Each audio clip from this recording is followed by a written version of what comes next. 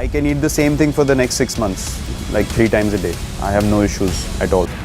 90% of my food is all steamed, boiled, no masala, salt and pepper, lime. That's how I eat.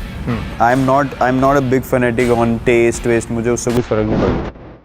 સાંભળ્યું ને? A true athletes not need test buds.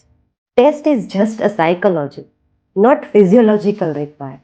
Virat Kohli કે જે પોતાની ગેમને improve કરવા માટે કાંઈ પણ કરી શકે, ટેસ્ટ સાથે એને કોઈ જ લેવા દે નહીં. એક વખત સર્વાઇકલ ઇસ્યુના લીધે એના ડોક્ટરે કહ્યું your stomach is too acidic, અને આનું એક રીઝન નોનવેજ ફૂડ છે. અને આ એક સાયન્સ છે કે જ્યારે નોનવેજ ફૂડ કન્ઝ્યુમ કરવામાં આવે ત્યારે એને ડાયજેસ્ટ થતાં ખૂબ વાર લાગે છે અને એ શરીરમાં એસિડ પ્રોડ્યુસ કરે.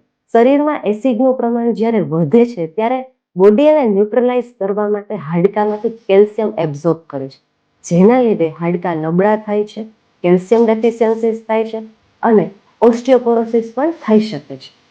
But gas vote, Virat Kohli ત્યારે ને ત્યારે જ નોનવેજ ફૂડ છોડી દીધું અને તેઓ ટોટલી વેજીટેરિયન બની ગયો. અને માટે જ કોહલી એ વિરાટ છે. વિરાટ કોહલીના ડેડિકેશન અને આ ડિસિપ્લિન મારા સેલ્યુટ છે.